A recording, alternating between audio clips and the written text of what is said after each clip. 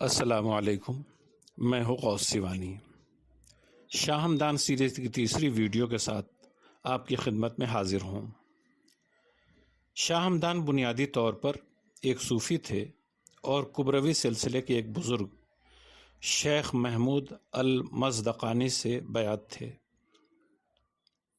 انہی سے خرقہ خلافت بھی حاصل ہوا تھا۔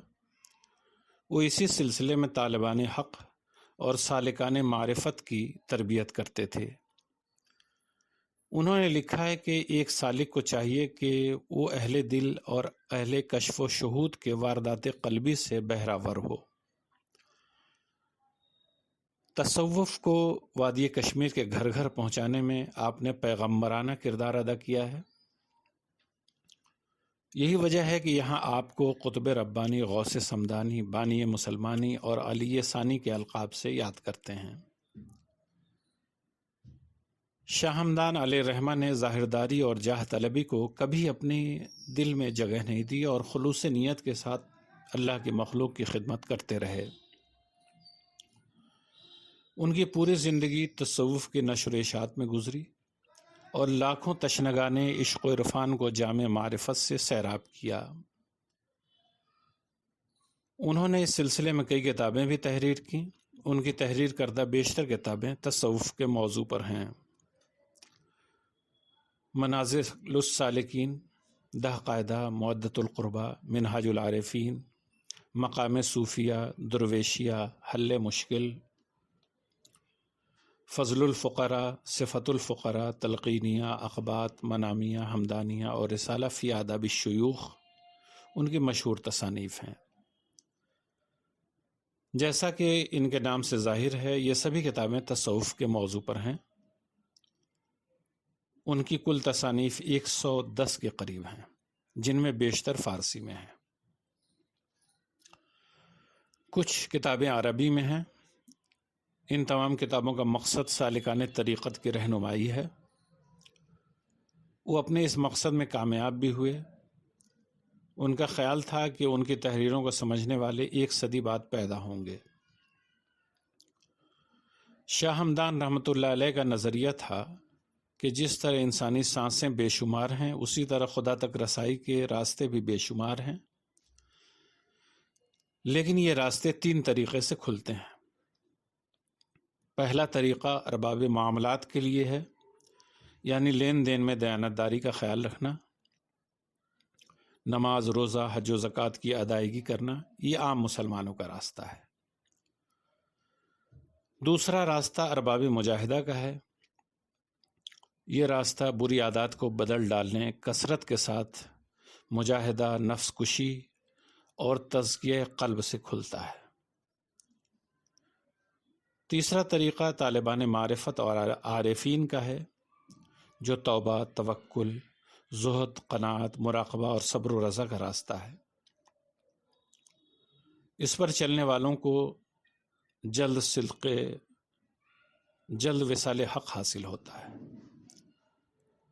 شاہ ہمدان صوفیہ کے نظریے وحدت الوجود کے قائل تھے، یعنی ان کا مسلک تھا کہ دنیا میں صرف ایک حقیقت ہے جس کا ظہور مختلف شکلوں میں ہوتا ہے۔ چونکہ عام لوگ اسے سمجھنے سے قاصر ہیں، لہذا وہ اختلافات کا شکار ہیں۔ وہ اولیاء اللہ کے سینوں کو انوار الہی کا مظہر اور اسرار الہی کا سمندر سمجھتے تھے۔ وہ ابن عربی کے نظریات سے متاثر نظر آتے ہیں اور اپنی تحریروں میں ان کی تقلید کرتے دکھائی دیتے ہیں۔ انہوں نے ابن عربی کی تصنیف فصوص الحکم کی شرح لکھی تھی اور خود نظریہ وحدت الوجود کے اس بات میں رسالہ وجودیہ تحریر فرمایا۔ کبروی سلسلے کے بیشتر صوفیہ مضامیر کے ساتھ سما کے قائل تھے۔ شاہ ہمدان بھی انہی صوفیہ میں شامل ہیں۔ اس سلسلے میں محفل سما کا انعقاد عام بات ہے۔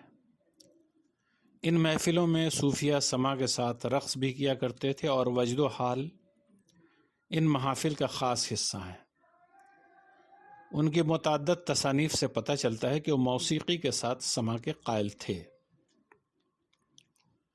شاہ ہمدان ایک زبردست عالم دین کے ساتھ ساتھ فارسی زبان و ادب پر بھی دسترس رکھتے تھے۔ اس کے علاوہ عربی لٹریچر پر بھی انہیں عبور حاصل تھا اور ان کی کئی تصانیف عربی زبان میں ہی ہیں۔ ان کی تحریریں اگرچہ عموماً تصوف کے موضوع پر ہیں، مگر تفسیر حدیث اور ادب پر بھی انہوں نے خاصا لکھا ہے۔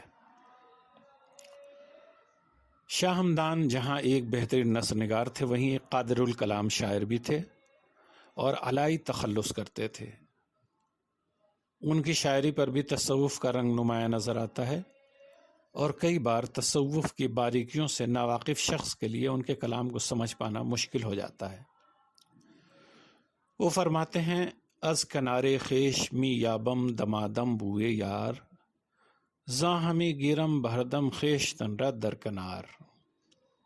یعنی میں اپنی آغوش سے دوست کی خوشبو پاتا ہوں، یہی سبب ہے کہ خود کو ہی آغوش میں لیے رہتا ہوں۔ سبحان اللہ۔ شاہ ہمدان جب کشمیر سے اپنے تیسرے سفر کے بعد لوٹ رہے تھے تو آپ بیمار تھے۔ افغانستان کے علاقہ ہزارہ میں تھے کہ وقت اجل آ پہنچا، اور وادی کشمیر کو بیدار کرنے والا یہ بوریا نشیں ہمیشہ کے لیے خواب راحت سے ہمکنار ہو گیا۔ یہ 1385 کا دور تھا، مگر آپ کے جسد مبارک کو ترکستان کے ختلان لے جا کر کے دفن کیا گیا، جہاں آج بھی آپ کا مزار مبارک زیارت گاہ خلائق ہے۔ آسماں تیری لحد پر شبنم افشانی کرے، سبزے نو رستہ اس گھر کی نگہبانی کرے۔ بزرگان دین اور تصوف کے بارے میں جانکاری کے لیے آپ ہمارے یوٹیوب چینل کو سبسکرائب کریں، تاکہ آپ کو ہر ویڈیو کی جانکاری ملتی رہے۔